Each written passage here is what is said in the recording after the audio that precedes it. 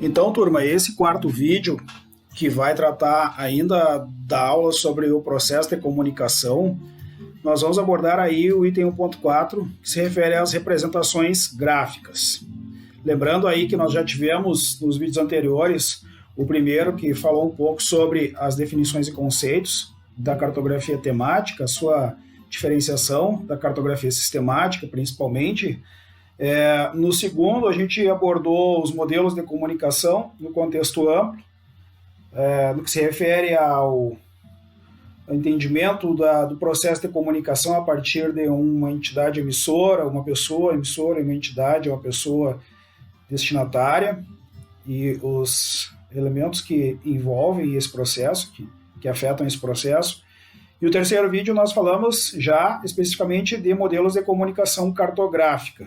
E pode-se ver que nos principais modelos de comunicação cartográfica, eles se assemelham e se fundamentam bastante nos modelos do processo de comunicação geral, vamos dizer assim. Tá? Este vídeo vai versar, nesse vídeo eu vou falar um pouco e dar um pouco mais de explicações sobre os slides das representações cartográficas, daquilo que a gente utiliza na prática, com base teórica, obviamente, mas na prática da construção de mapas, principalmente no uso destas representações a partir de softwares de geoprocessamento.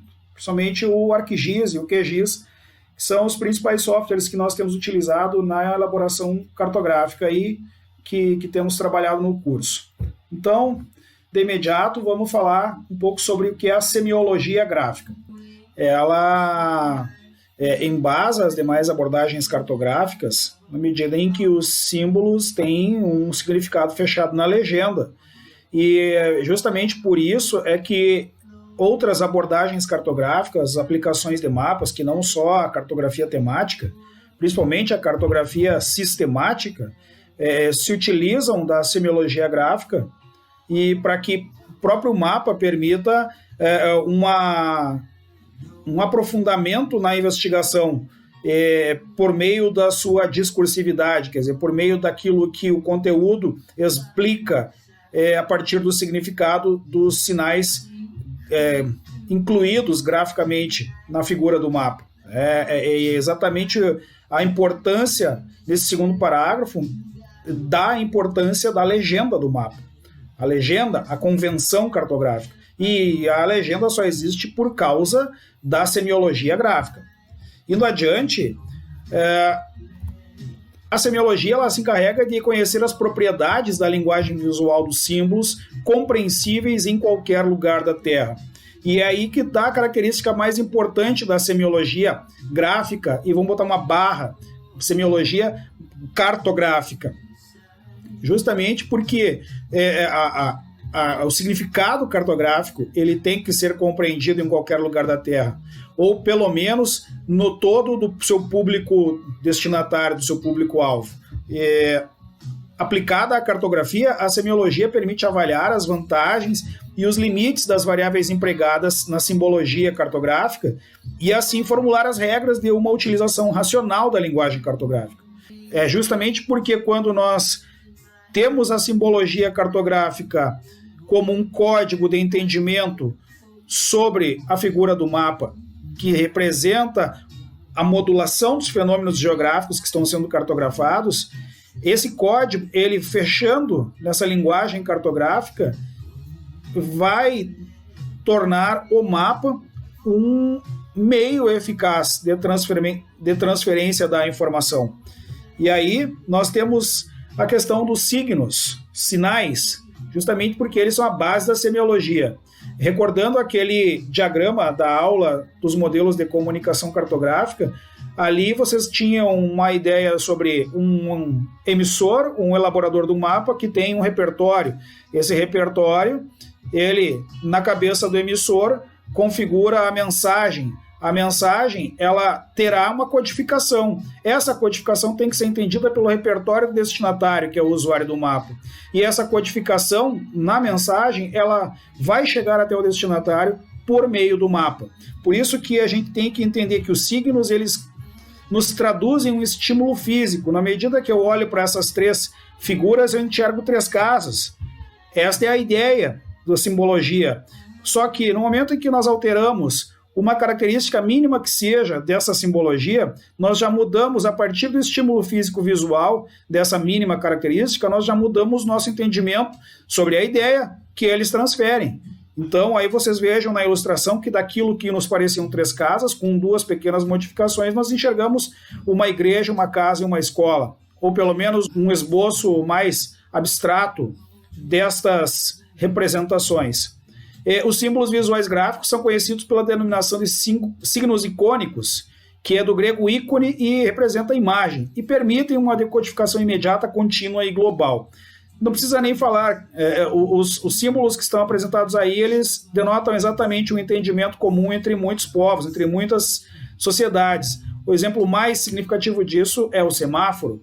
Em qualquer lugar do mundo, a cor vermelha, ela nos leva a parar o nosso tráfego, a cor verde nos leva a seguir o tráfego. Então, outros signos, como a rosa dos ventos, também têm um significado universal. E eles fecham esse entendimento e não abrem subjetivações, não abrem não abrem um entendimento que não seja exatamente aquilo que a figura icônica demonstra. E dentro dessa questão do signo, o entendimento da importância do signo, ele passa pelo entendimento das suas partes, do que o compõe. O signo, ele tem um significado, quer dizer, é aquela palavra, é aquela coisa que a gente olha e lembra do conceito. Então, o significado, ele guarda a grandeza psíquica, ele é um conceito. Tá? O significante é o mediador. Ele é uma substância e é sempre material. E no mapa, principalmente nos mapas que são impressos ou que são apresentados em telas, eles utilizam muito o significante para definir elementos que as legendas, as convenções já assimiladas, elas dificultam o entendimento. Vou pegar o exemplo da figura que traz um ícone de um avião que remete automaticamente ao chamado objeto referente, o avião como nós imaginamos na nossa cognição, ou algo parecido com isso, que é a coisa real ou imaginária que dá origem ao signo. Fechando então essa tríade do signo, significante e objeto referente, nós passamos a entender o quanto a semiologia é importante para a representação cartográfica. Essa figura, essas definições foram extraídas do artigo Bases Teóricas da Linguagem Cartográfica da Semiologia A. Gestalt, que está na revista Ciência Geográfica. O link para acesso está embaixo no slide aí, vocês estão vendo. A representação gráfica constitui um sistema de signos básicos concebidos pela mente humana para armazenar, entender e comunicar informações essenciais. Como uma linguagem para o olho, a representação gráfica beneficia por suas características ubíquas de percepção visual. Como um sistema monossêmico, ela forma a porção racional do mundo da imagem. O que o Jacques Bertin, lá em 1962, escreveu e foi publicado em 83, exatamente traz aí 2 palavras de um significado incomum que são a essência do que ele quis dizer. Quer dizer, a questão da linguagem, da representação cartográfica ter características ubíquas, significa que ela tem características onipresentes, que ela tem características holísticas, que ela se expande pelo espaço com um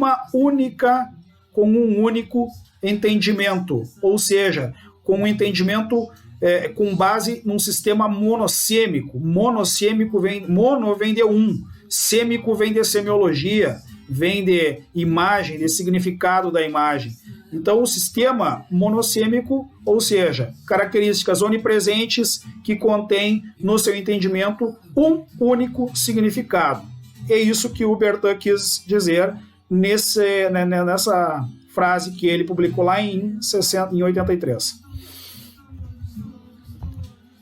Os códigos, que são os símbolos, os signos contidos nos mapas, principalmente na semiologia gráfica, podem ser abertos, o que permite polissemia, portanto o contrário do que é monossêmico, o que é polissêmico, ou seja, múltipla interpretação de significados.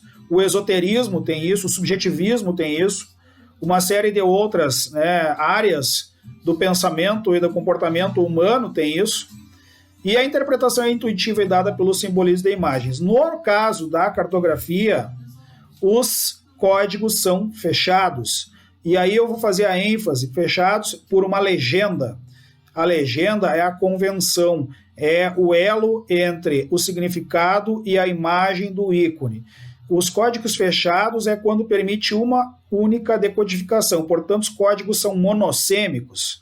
É imprescindível haver uma legenda, que é um elemento imprescindível de qualquer mapa, e deve manter uma padronização na interpretação. Essa padronização ela nos remete a pensar o significado de ser ubíquo, de estar onipresente, da padronização possibilitar um entendimento amplo do processo que é o conteúdo do mapa. O melhor ou o pior entendimento da codificação varia muito entre os usuários da informação cartográfica. À medida que aumenta a memória de signos memorizados, melhora a capacidade interpretativa do usuário da informação cartográfica. É exatamente o que se espera de vocês que estão se tornando profissionais da área de geoprocessamento. Na medida que aumenta o conhecimento de vocês acerca da tecnologia e das áreas em que a tecnologia de geoprocessamento é aplicada, aumenta também a capacidade interpretativa de vocês entenderem as variáveis, o comportamento fenomenológico daquilo que ocorre nas áreas fins dos mapas que vocês elaboram. E por isso é tão fundamental esse entendimento do que é a cognição individual de cada um, a capacidade que cada um de vocês tem de perceber as coisas, os fatos, todo o fluxo de energia que ocorre no planeta, e também que vocês tenham também a capacidade de expressar isso com fundamentação teórica e na legislação. Porque não adianta vocês quererem inventarem mapas coloridos, ou mesmo mapas pontilhados, ou mapas mais bonitos, ou mais detalhados, que isso não se torna efetivo no processo de comunicação, porque existe um fechamento do código da semiologia cartográfica. E esse fechamento tem normas técnicas, e essas normas técnicas têm que ser rigorosamente obedecidas. Segundo Jacques Bertin, a representação gráfica faz parte de um sistema de signos que o homem constrói para melhor reter, compreender e comunicar as observações que lhes são necessárias. Parece que eu tinha lido antes isso de falar para vocês, mas não, veio meio a reboque. Tudo aquilo que eu fiz de observações sobre o slide anterior, o Bertin conseguiu sintetizar em poucas palavras, e realmente a importância que a semiologia tem para a representação cartográfica e o entendimento das variações que os símbolos e os signos podem ter dentro de uma normatização é aquilo que confere a efetividade do processo de mapeamento. Então a gente entende aí que o mundo possui fenômenos geográficos. E a partir do nosso trabalho, esses fenômenos geográficos se tornarão fenômenos cartografados. Esses fenômenos cartografados farão parte de acervos, bancos de dados espaciais, sistemas de informações geográficas, coleções de informações, portais, serviços na internet, enfim, uma série de usos aí que não me ocorre agora, tantos quantos existem. Para que uma coisa chegue na outra, para que o fenômeno geográfico se transforme em fenômeno cartografado, nós temos que entender a composição desse processo a partir das variáveis visuais e dos componentes. O fenômeno geográfico, ele, para se tornar cartografado, ele depende de variáveis visuais que ilustrem cartograficamente o fenômeno, como ele se comporta, mostrando as suas variações no espaço. E para que isso ocorra, ao mesmo tempo é necessário integrar, por isso essa barra central que une as duas caixas, os componentes definem o fenômeno geográfico, da forma como ele pode ser analisado, da forma como ele pode ser classificado, ordenado ou quantificado. Quer dizer, de um lado se trata a questão gráfica, visual e interpretativa a partir da percepção e do estímulo físico causado pela semiologia. De outro lado, nos componentes, nós temos o entendimento do fenômeno a partir da investigação dos processos, dos fatores, das características que envolvem o fenômeno, do levantamento de dados, do ordenamento de dados, da classificação de dados, da escala, da abrangência, de uma série de outras variáveis que interferem a modulação do fenômeno geográfico. Só que para que tudo isso possa ser cartografado, ele tem que estar adequadamente representado a partir das variáveis visuais. E nesse fechamento desses dois quadros, nós temos aí o fenômeno cartografado. Na representação gráfica é possível aprender de uma só vez 3 variáveis. São elas as dimensões do plano, x e o y, e a variação do símbolo z. Bom, até agora eu tenho certeza que ninguém tem dúvidas sobre o que significa longitude e latitude na questão cartográfica. Então aí nós já temos 2 variáveis. No momento em que varia a latitude, varia a longitude, varia o ponto no espaço. Variando o ponto no espaço, automaticamente sobre esta variação também estão intrínsecas todas as diferenças existentes de um espaço antigo para um espaço novo. Só nessa questão da localização plana do fenômeno no espaço, a gente já tem uma variável. Mas aqui eu estou falando em 3 variáveis. Então, a variação do símbolo é a variação Z, que lá na cartografia topográfica, a gente enxerga a partir das curvas de nível e pontos cotados, ou seja, a cota altimétrica. Na cartografia temática, a variação de símbolo é a variação que eleva, entre aspas, vamos dizer assim, eleva a percepção visual de quem olha para o mapa e compreende a modulação do fenômeno no espaço em função dos códigos apresentados na legenda. Como é que se constrói, então, a variação do símbolo Z? Bom, podemos dizer antes disso que, numa representação gráfica, as informações são representadas pelas variáveis visuais e componentes, a gente já viu isso no slide anterior.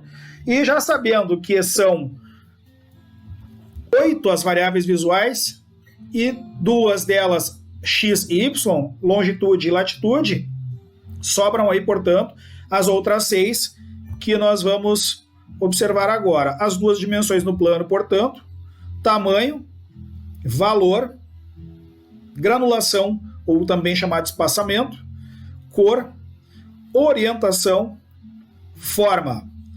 São essas, portanto, as chamadas variáveis Z, variáveis de elevação do símbolo, as variáveis retínicas, que já imediatamente nós vamos falar um pouquinho.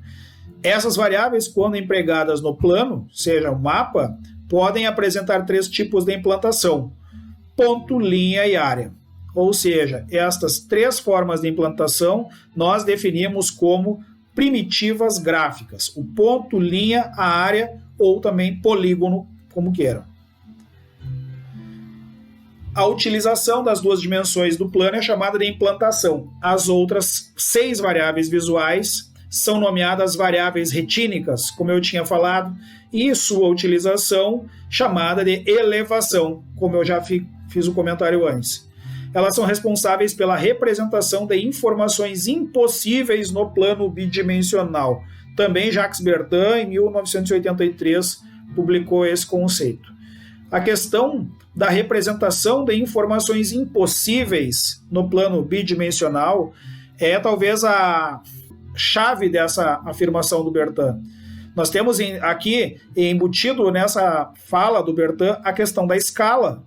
Quando nós temos uma escala muito reduzida, nós perdemos a capacidade de representar com fidelidade, de proporção, as reais feições do espaço ou fenômenos que ocorrem sobre o espaço dentro de um limite visual aceitável.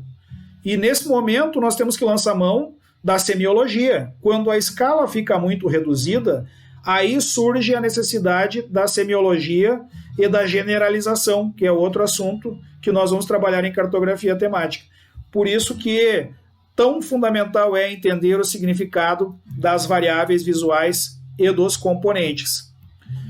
Nos mapas bidimensionais, as variáveis das primitivas gráficas são definidas pelas variáveis visuais. Deve existir uma correspondência direta entre as variações do fenômeno geográfico e as variações gráficas das primitivas, ponto, linha e polígono. A adequação entre a variável visual e o tipo de primitiva gráfica é direto. Não tem como querer elaborar uma representação cartográfica se uma variável, por exemplo, cor, for representada sobre um ponto. O ponto é algo adimensional. A cor não aparece sobre o ponto. Agora, se no ponto for colocado um símbolo de um determinado tamanho e nele contiver uma cor, aí nós passamos a ter um entendimento diferente do fenômeno que está ocorrendo nesse determinado local. E aí o Jacques Bertin sintetizou a combinação entre as variáveis visuais e as primitivas gráficas na forma de um quadro representativo e ilustrado de como isso pode ocorrer nos mapas. E também acresceu nas duas últimas colunas o que nós chamamos de propriedades perceptivas da adequação entre as variáveis visuais e as primitivas gráficas, inclusive sobre os seus níveis de organização, que é algo que a gente vai ver em seguida. Então, olhem com bastante atenção sobre esse quadro e vocês verão aí que nós temos as variações de tamanho como algo que é de cunho ordenado e quantitativo. Eu estou pegando a legenda aqui embaixo, só para falar exemplo de alguns. Vejam que a variável Z, ela concentra as 6 variações visuais. Também está colocado aqui, dentro das 6 variáveis, as variáveis de separação da imagem. Granulação, cor, orientação, forma. Quer dizer, são variáveis que são utilizadas para selecionar, para associar e selecionar. Vejam aqui que nós temos, praticamente em todas elas, predomina as propriedades seletivas e associativas. Então, são variáveis utilizadas para separar, distinguir na imagem a modulação dos fenômenos geográficos que estão sendo representados a partir destas variáveis visuais. O tamanho e o valor, eles têm uma propriedade muito forte, que é o ordenamento e a quantificação. E a partir de se ordenar ou se quantificar algo, automaticamente o símbolo de diferente aqui nos demonstra que também nós selecionamos as coisas. Então vejam que a propriedade mais adequada para tamanho e valor é o ordenamento. Para tamanho é a propriedade quantitativa e para ambos a propriedade seletiva, porque ao ordenar e ao quantificar, automaticamente nós estamos selecionando as ocorrências de um determinado fenômeno. Nas variáveis de separação da imagem, nós não temos aqui a diferenciação muito forte, um aspecto muito forte. Nós temos aqui o ordenamento e, na maioria da predominância aqui, as características associativas, as características de agrupamento a partir da simbologia representada na combinação das variáveis granulação, cor, orientação e forma com as primitivas ponto, linhas e polígonos. Aqui existe aí também uma outra combinação de variáveis visuais e primitivas gráficas proposta por um outro autor, Robinson, em 87, mais uma aqui demonstrada por Slocum, em 99, também uma combinação na qual ele inclui conceito de 2,5D e 3D, o 3D sendo a representação cartográfica de volumes. Aqui nós temos também uma separação daquilo que o Terry Slocum publicou sobre a questão da cor. E a gente pode aqui definir que a tonalidade, o tom de cor, nós vamos entender como cor, propriamente dita. E que valor e saturação nós vamos entender como apenas valor, ou saturação como queiram, mas como um significado só. assim está proposto pelo Jacques Bertin. Se a gente voltar aqui, a gente vai ver que valor, apesar de estar representado aqui na variação de preto, cinza, brancos, branco, cinza, preto, poderia ser uma tonalidade, poderia ser a saturação de uma cor apenas, partindo da sua cor mais clara até a sua cor mais escura. Indo adiante, temos mais aqui uma outra representação de McEachran. Enfim, vários autores defenderam as suas teorias a respeito disso, e a gente vai se fundamentar de forma mais incisiva sobre a teoria do Bertin, que é a teoria mais aceita, mais utilizada aí na cartografia temática.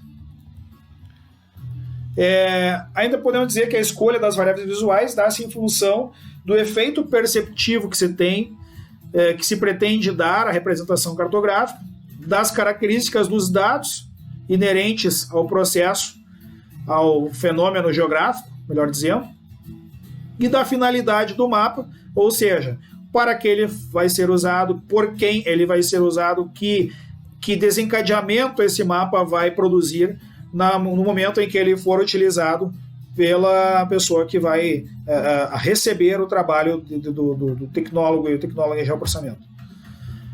Para que um componente possa ser representado eficientemente, é necessário que seja utilizada uma variável visual com um nível de organização adequado.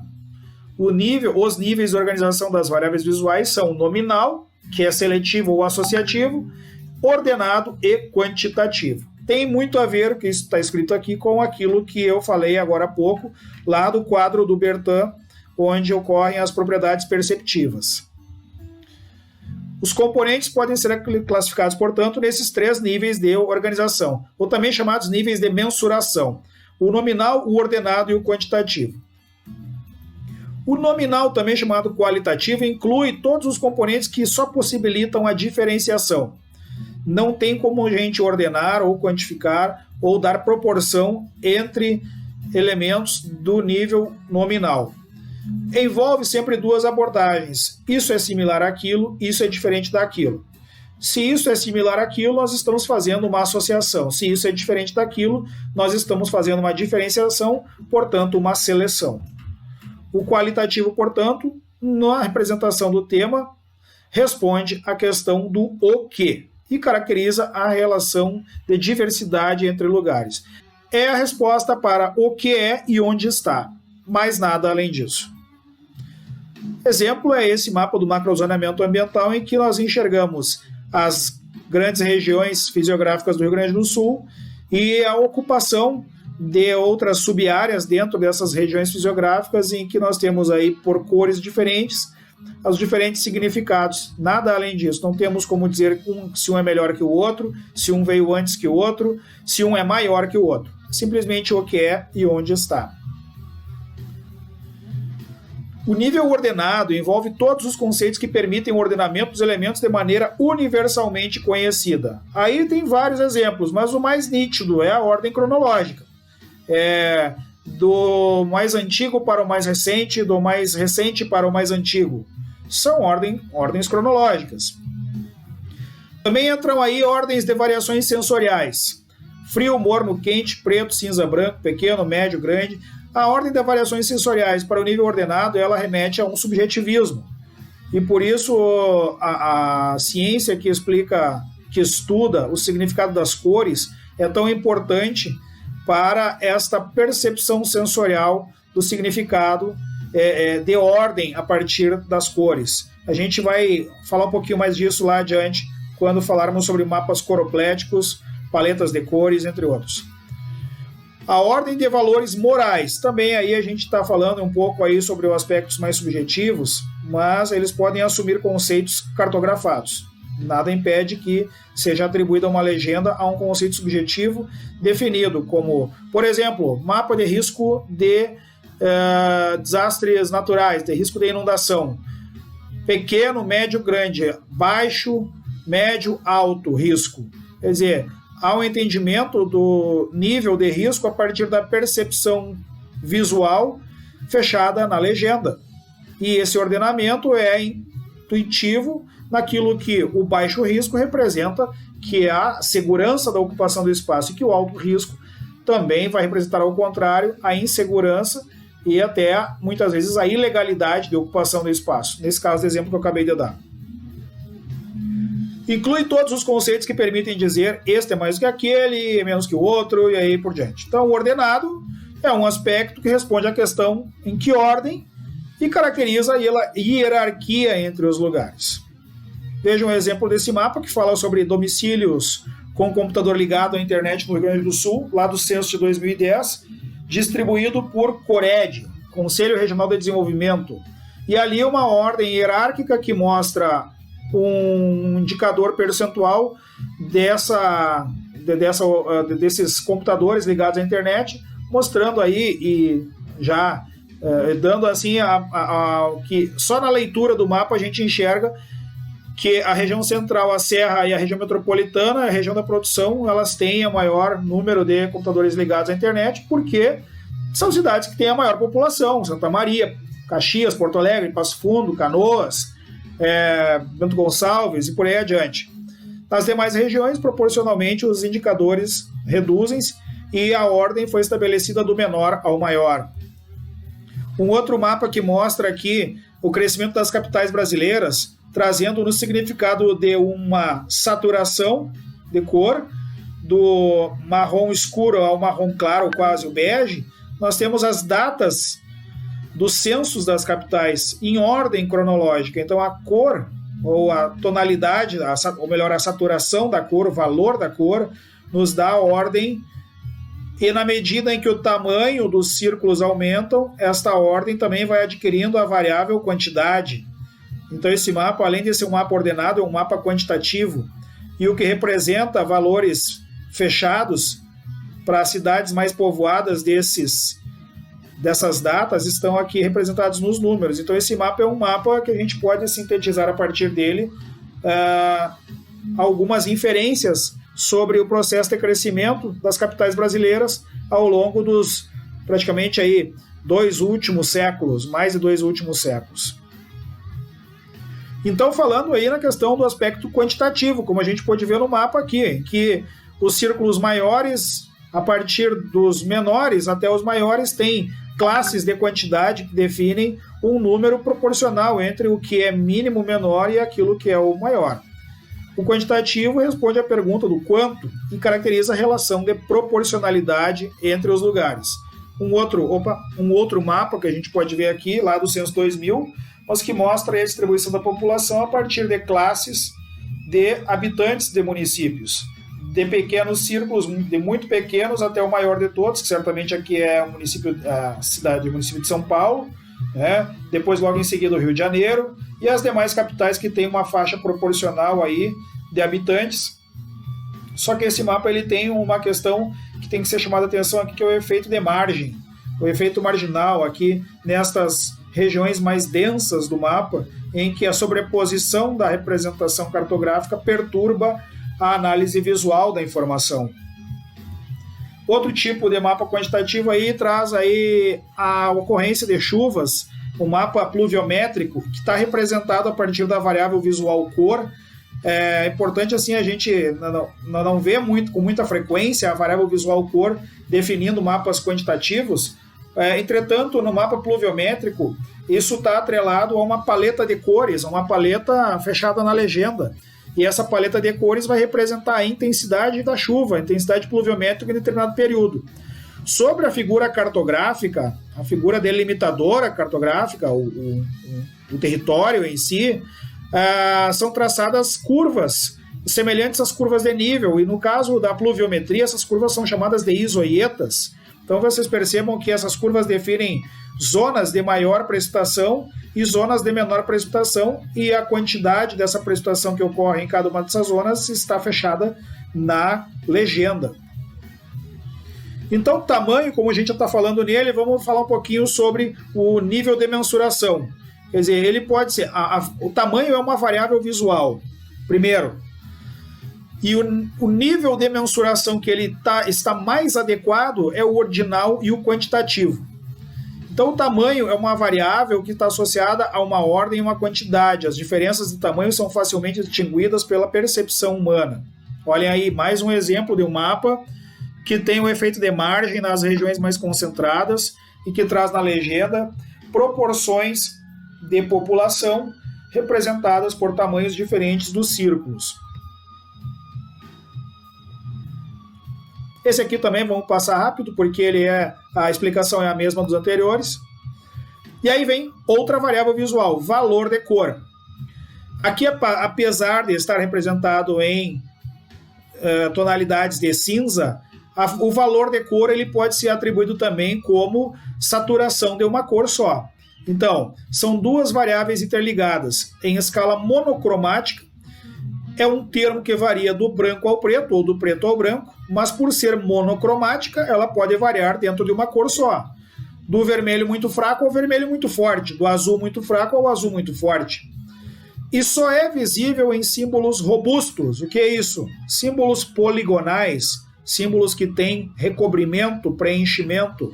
Como existe uma ordem associada, é uma variável adequada para a representação ordinal. Portanto, além da questão quantitativa, também ordinal. A variável valor de cor, que também chamamos de saturação de cor, apresenta claramente a ordem visual. O mapa do Brasil aqui, que tem no título Percentual de Adolescentes de 15 a 17 anos analfabetos no ano 2000, traz pela legenda construída com a valoração da cor, a saturação da cor, do marrom claro ao marrom escuro, vamos pegar o marrom como referência, nos demonstra que as cores mais claras têm os menores índices, a região sul e sudeste, e a mais escura os maiores índices, uma grande maioria dos estados do nordeste do Brasil e o estado do Acre. Então isso já de imediato nos traduz uma ordem que explica o problema relatado pelo mapa, nesse caso. Mais um exemplo também, questão demográfica, tratado aí na representação da variável saturação de cor, que varia do bege ao marrom escuro, também trazendo sempre a cor mais escura como a explicadora de maior concentração, de maior quantidade, e a cor mais clara, a cor de menor quantidade. Outro mapa também aqui mostrando a zona urbana de Santa Maria, o distrito sede de Santa Maria, também de densidade demográfica. Vejam que quando a gente falou ali atrás em ele ter símbolos robustos, perdão, todos esses exemplos que eu trouxe aqui, eles são exemplos cujas áreas dos polígonos das unidades geográficas foram completamente preenchidas. Então, vocês vão encontrar com muita frequência saturação de cor, valor de cor, sendo atribuída em mapas de unidades primitivas gráficas poligonais, vamos dizer assim. A cor, que é outra variável visual. A cor, quando usada como uma cor só, em seus vários matizes, traduz fenômenos quantitativos. Quer dizer, é aquilo que nós acabamos de falar aqui nestes slides anteriores. Quando nós temos uma cor só em seus vários matizes, em suas várias intensidades, nós estamos retratando aqui elementos quantitativos e ordenados. Agora, quando as cores são diferentes, elas vão expressar fenômenos qualitativos. Muitas cores atrapalham a interpretação, devendo-se usar cores poucas e contrastantes. Obviamente porque nós não temos uma capacidade visual de discernir muitas tonalidades de cores além de algumas centenas.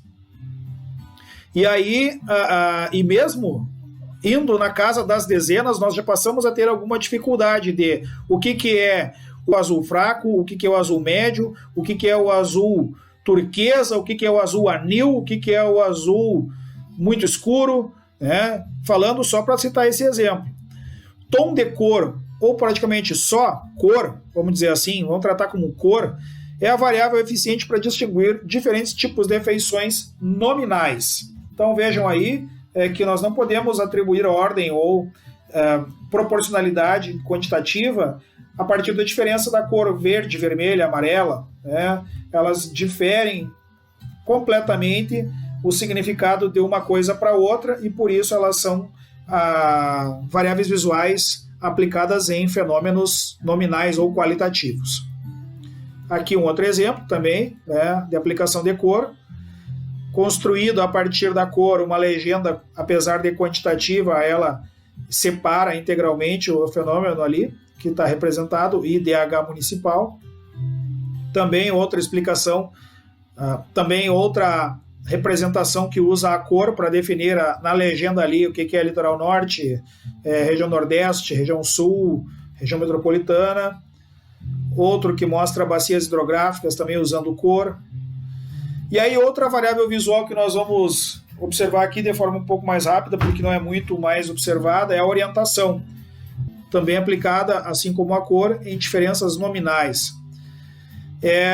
A orientação ela é representada pelas diferentes orientações no plano, a horizontal, a vertical, a diagonal, de sudeste para noroeste, de sudoeste para nordeste e assim vice-versa, né? São poucas as combinações de cor que nós conseguimos e por isso ela não é muito eficiente para distinguir fenômenos que contêm um número grande de classes de variáveis, né? Então vejam aí. E aí vou falando na forma, né?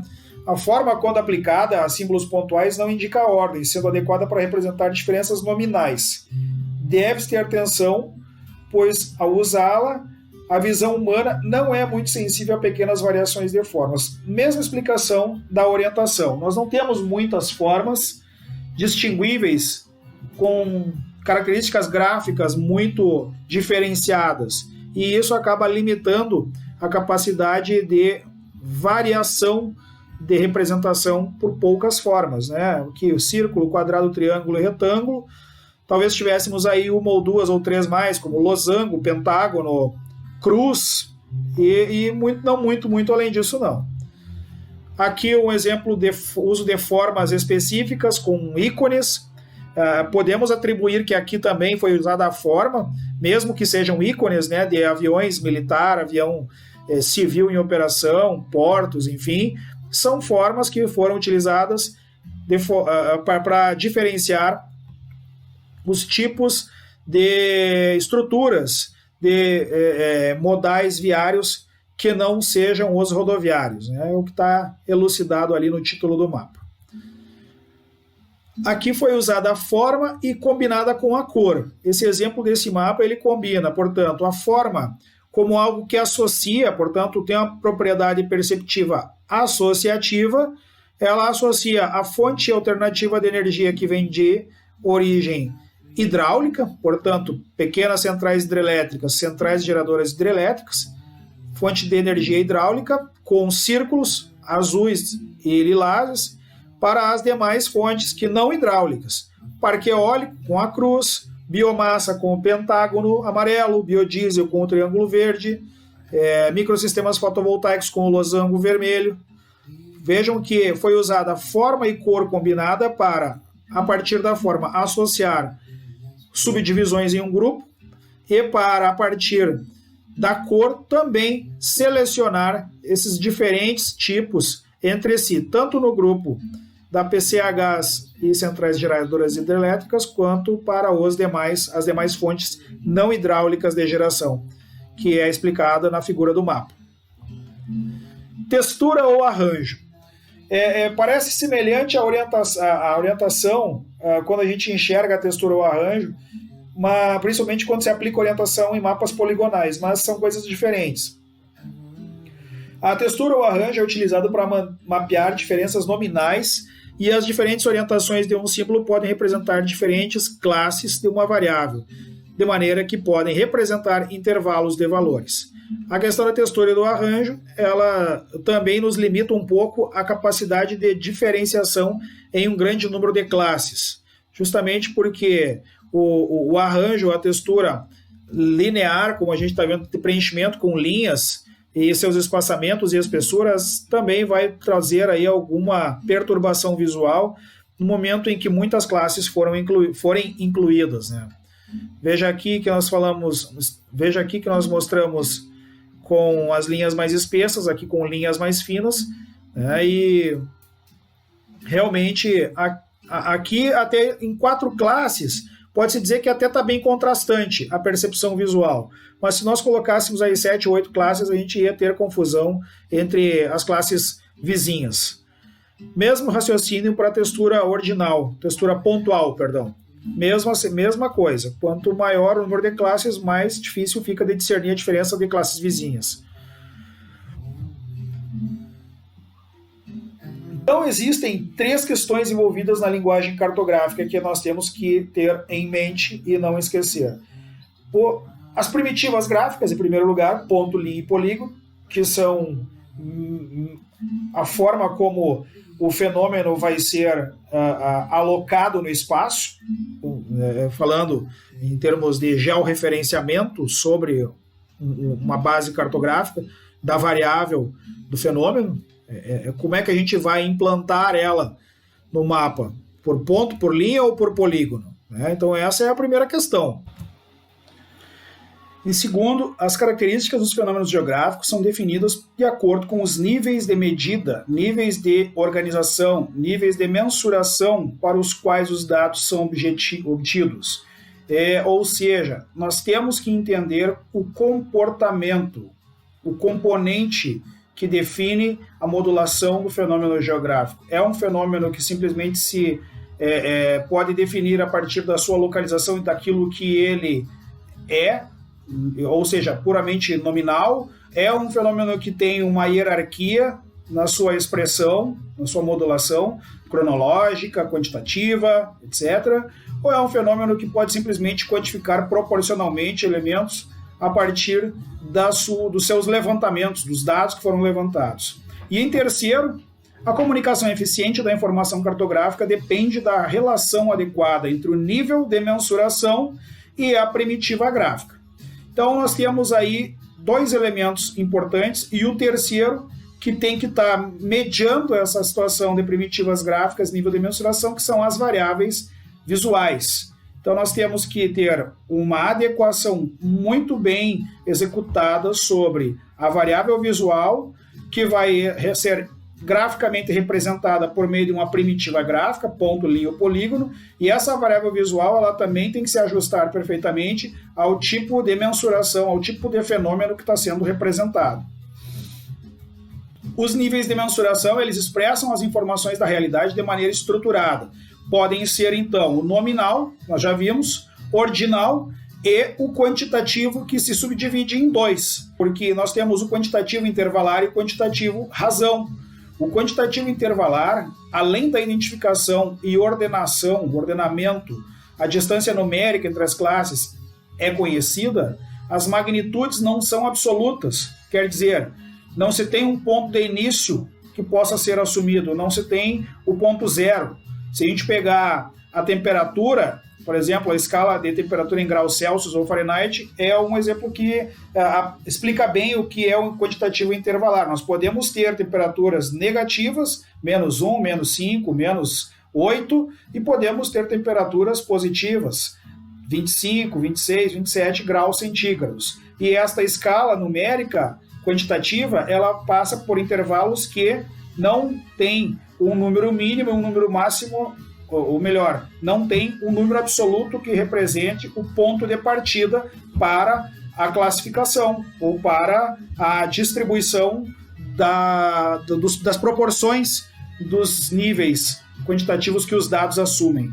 Já o quantitativo razão, os eventos são ordenados e as distâncias entre as classes são conhecidas e as medidas são absolutas, pois possuem um ponto inicial absoluto, que é o zero. Então aí nós temos mapa de densidade demográfica, mapa de curva de nível, como exemplo. Densidade demográfica por quê? Porque nós não temos menos 15 pessoas num lugar. Nós temos, a partir do zero, uma quantidade de pessoas que é crescente, tendo o zero como ponto inicial absoluto. Mesmo exemplo para a curva de nível, nós temos o zero como o nosso ponto inicial absoluto, que é o nível médio dos mares, e a partir dele as altitudes se elevam. Então vejam que é bem fácil de a gente entender essa subdivisão do nível de mensuração quantitativo quando nós comparamos distribuições de classes que tenham valores absolutos iniciais, o caso do razão, e daqueles que não têm, o caso, por exemplo, da escala de temperatura aí, que foi dado o exemplo.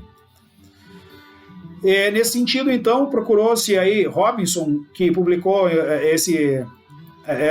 esse quadro, ele buscou uma adequação da primitiva gráfica com o nível de mensuração, tentando mostrar aí de forma ilustrada como é que pode se dar essa melhor adequação. Em resumo, então, os níveis de mensuração nominais são utilizados para representar as informações qualitativas e os níveis de mensuração ordenado e quantitativo intervalar e quantitativo de razão devem ser aplicados para representar informações numéricas. A adequação das variáveis visuais aos níveis de mensuração, ela pode ser representada por esse quadro, em que nós temos aí o B para bom, o P para pobre adequação, no caso, e o M é efeito marginal, que é aquilo que eu falei e mostrei nos exemplos dos mapas vistos antes. Então, excetuando-se a questão da localização, nós temos aí o tamanho como uma variável visual boa para nível de mensuração quantitativo, ele fala em numérico, mas é quantitativo, e o ordinal, e é pobre para nominal. Então o tamanho não se aplica para nível de mensuração nominal, mapa qualitativo. Valor de cor. Tem ali um efeito marginal para mapas quantitativos, mas é excelente aí para mapas ordinais e pobre para mapas qualitativos.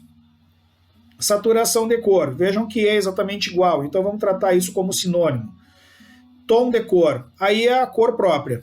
Falando em cor, né? A cor ela tem um efeito marginal para o quantitativo, justamente pelo número quase, um número muito grande de variações de cores, e também na questão ordinal ali tem uma ressalva que os tons devem ser cuidadosamente selecionados para que haja uma ordem ou hierarquia, então não se aplica aí a questão da cor pura, por isso que a saturação ou valor de cor é o ideal para mapa ordinal, e a cor ela é muito boa para mapas qualitativos, isso a gente já viu lá quando falou em mapas de cores.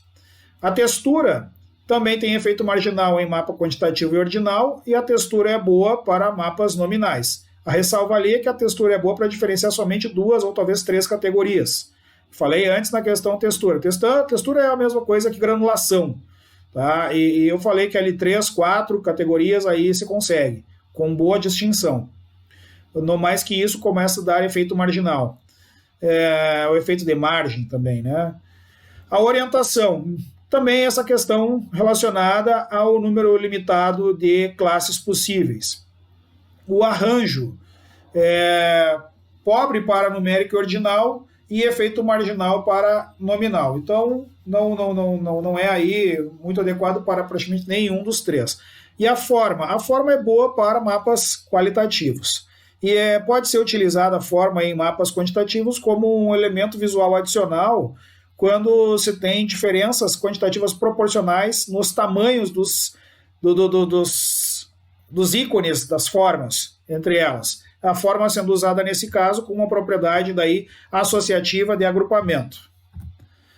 Então, falando em forma e associativa, como está ali embaixo, a gente já vai entrar na questão das propriedades das variáveis visuais. E aí a gente vai chegar na primeira, que é a associativa, e que é quando permite o agrupamento imediato. Eu já tinha falado antes, né, a questão da forma aqui no quadro anterior, que ela é boa para fazer o agrupamento de símbolos, de formas com tamanhos diferentes, né, mas que na própria forma em si ela agrupa, é bem o que está escrito aqui, quer dizer, a correspondência é percebida como todas as categorias combinadas. É uma variável visual, ela é associativa quando ela é aplicada a uma simbologia e não aumenta ou diminui a visibilidade dos sinais. Portanto, forma é associativa, valor, tom ou saturação e tamanho não são associativos. O que é uma propriedade visual seletiva? Primeiro que propriedade visual seletiva ela é altamente relacionada com a cor pura. É quando nos permite imediatamente isolar todas as correspondências pertencentes a uma mesma categoria desta variável. Forma uma família dos signos vermelhos, dos signos verdes, dos signos amarelos, azuis, dos claros, dos escuros, as da direita, as da esquerda, as do plano. E é quando uma variável visual, todas menos a forma, mas essencialmente a cor e também a orientação, a gente já viu que tem uma questão de efeito marginal também, mas pelas poucas orientações, mas essencialmente a cor, ela permite a percepção de diferentes tipos de informações ou diferentes partes de um mesmo tipo. aplicada à informação nominal. Então vamos dedicar um tempinho para analisar esse mapa aqui de geração e transmissão de energia elétrica.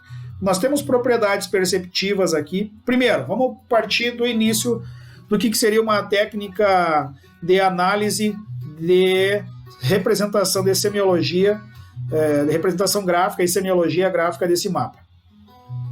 Observem que o título do mapa é Geração e Transmissão de Energia Elétrica e que nós temos como primitivas gráficas aqui os pontos e as linhas.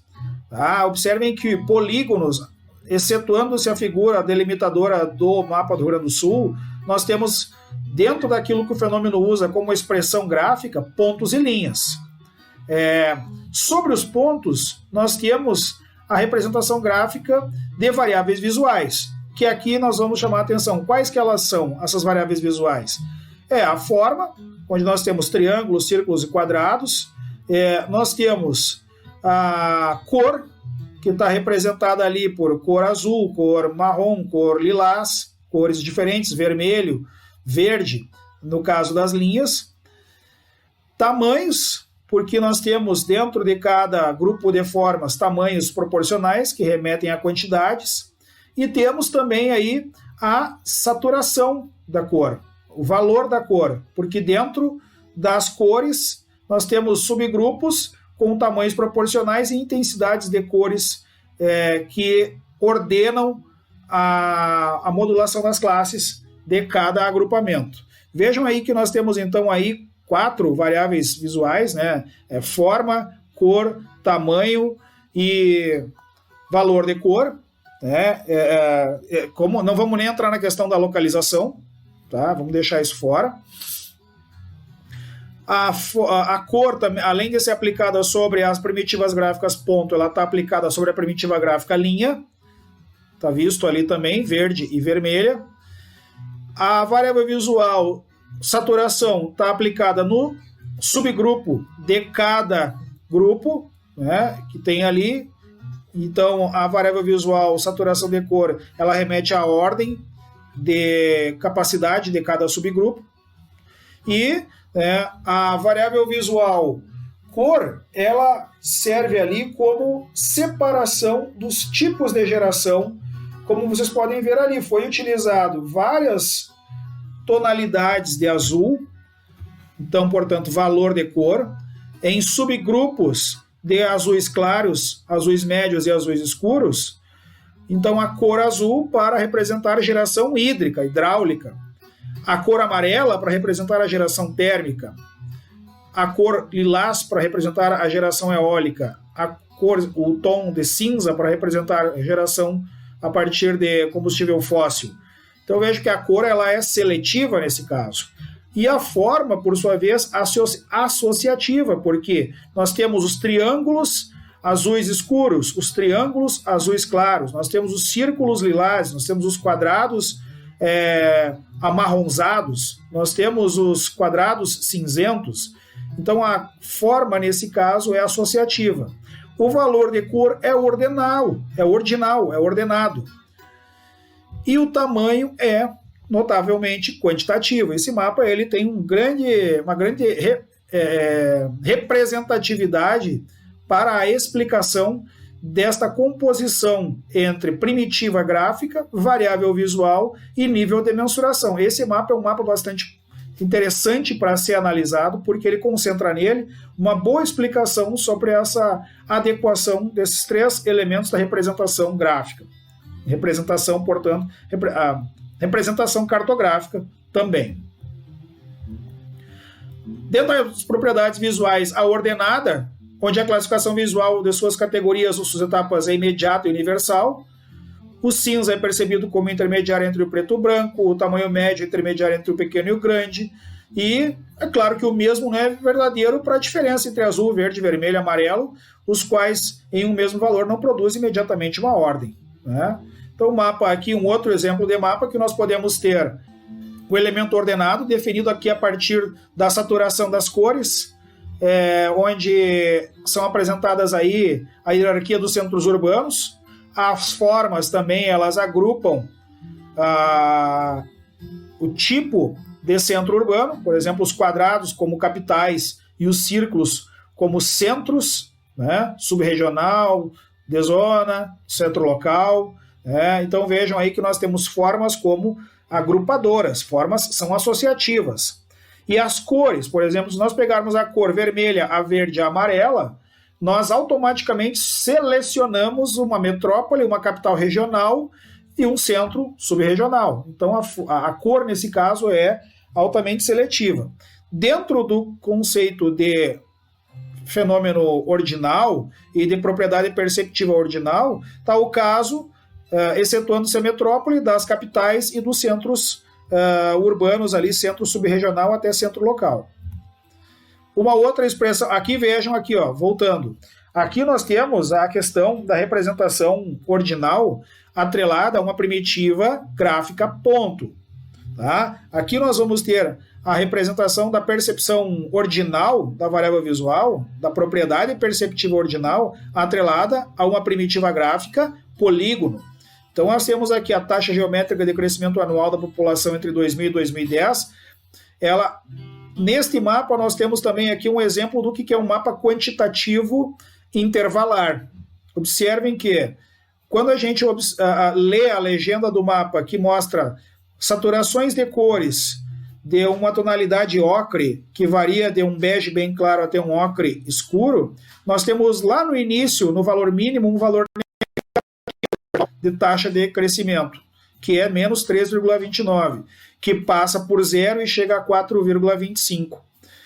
Por passar por zero, nós temos que ter o entendimento que esse tipo de nível de mensuração desse mapa, ele é quantitativo intervalar, ele não tem um zero absoluto. E como a expressão gráfica está representada sobre polígonos, foi utilizada a variável visual saturação, valor de cor, numa escala crescente que parte de um valor negativo até um valor positivo, sendo, portanto, um mapa ordinal, quantitativo, intervalar. Um outro exemplo de adequação de formas, cores e tamanhos para representar a modulação de variáveis de fenômenos geográficos é o mapa aqui de áreas de parques, áreas verdes e áreas de reservas e estações ecológicas e florestas do Brasil, que utiliza aí 4 diferentes formas, dentro delas 3 diferentes tamanhos para demonstrar a proporção de quantidade entre eles, e que numa escala adicional que se aplica às formas círculo, quadrado e triângulo, tem-se modulações de cores para representar aí numa escala até aqui um pouco perturbada, vamos dizer assim, porque nós saímos de um verde para terminar num verde, passando por amarelo, e temos aí nos tons entre laranja e rosa, praticamente uma variação sensorial que nos leva a entender algo como uma ordem, né? Mas nós podemos chegar à conclusão que esse mapa nos traz uma ordem.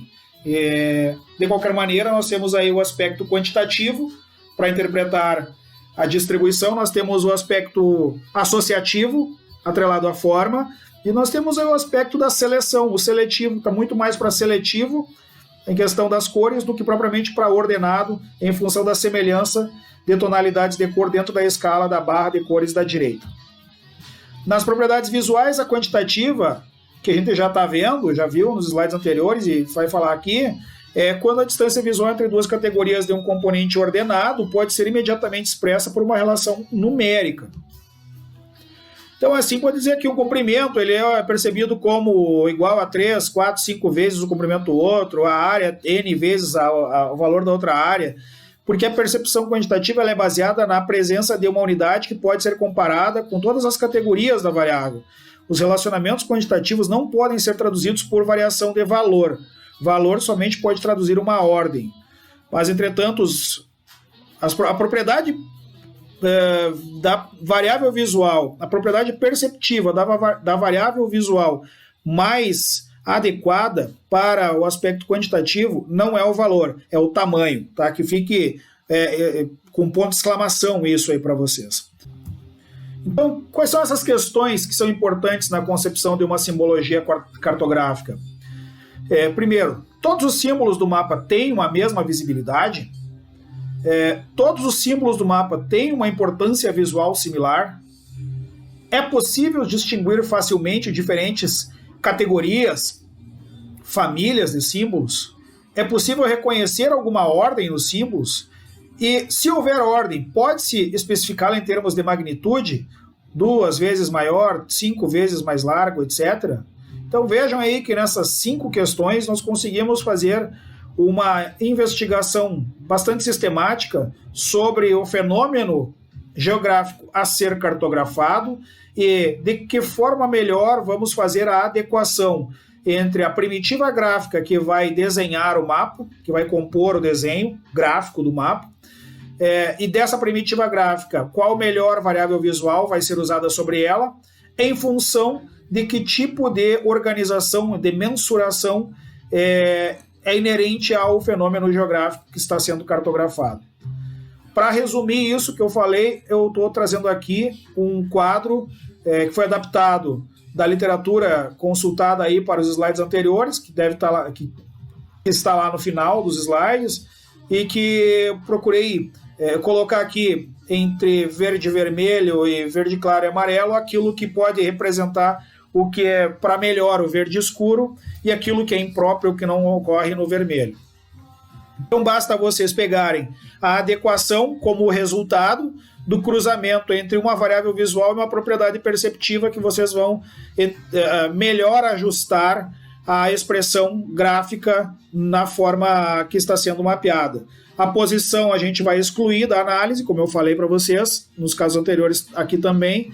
A forma, ela é boa para uma propriedade perceptiva associativa, ela é boa para agrupamento e é imprópria para fazermos seleção, ordenamento ou quantificações.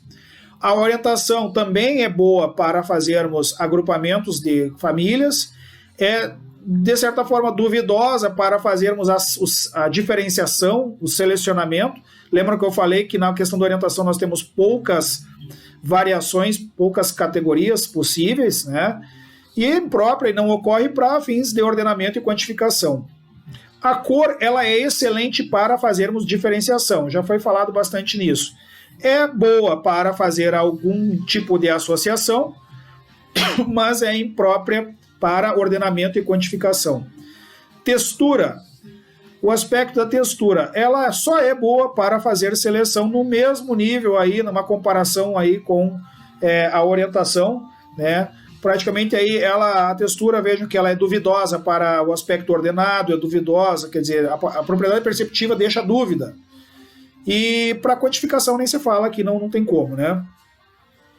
O valor, a saturação de cor é o ideal para ordenamento. Já vimos vários exemplos de mapas mostrados nos slides anteriores. E o tamanho é ideal, perfeito para quantitativo. Já foi visto também nos slides anteriores. Então esse quadro resumo sintetiza muito bem, espero que vocês deem bastante atenção para esse quadro na hora que forem, mentalizem estas relações na hora de atribuir cores, formas, níveis de saturação em paletas de cores para determinados fenômenos que tenham características, sejam eles qualitativos, ordenados ou quantitativos. Então, pessoal, voltando aqui à página da disciplina do Moodle, o conteúdo dessa aula está disponibilizado nos slides ali, em formato PDF. Também peço que vocês tenham atenção aos textos de apoio que foram colocados, aos links, baixem os arquivos em PDF, guardem, e vou chamar a atenção para uma atividade prática de avaliação, que vai ser a aplicação de tudo isso que foi falado nesses últimos vídeos aí, e eu peço que vocês realizem essa atividade, porque essa atividade ela vai contar como item de avaliação. Basicamente, vocês vão, a partir das explicações que eu apresentei no vídeo do item de representações gráficas, o quarto vídeo, esse, o último. Então, esse vídeo que a gente está assistindo, né, vocês vão classificar os mapas do Atlas Socioeconômico do Estado do Rio Grande do Sul. E essa classificação vai ter critérios. Os critérios vão ser as primitivas gráficas usadas na representação do fenômeno, e aí sublinhado, excetuando-se a base cartográfica, que é o mapa do Rio Grande do Sul, esse já está delimitado. Também outro critério, quais são as variáveis visuais, os níveis de organização, níveis de mensuração e as propriedades perceptivas das variáveis visuais. Então essa atividade ela já está postada, vocês têm até 30 de junho para realizá-la, e peço que, se houver dúvida, entre em contato, por favor, porque esta atividade vai compor parte da nossa avaliação parcial, primeira avaliação parcial, que terá no seu peso maior uma prova teórica que realizaremos no momento que retornaremos aí às nossas atividades, certo? Então, passando aqui pelo nosso ambiente da disciplina, chego aqui para finalizar na questão dessa atividade. O link do Atlas Socioeconômico está ali, o modelo do trabalho com o arquivo doc também está ali, tá? E por hoje era isso.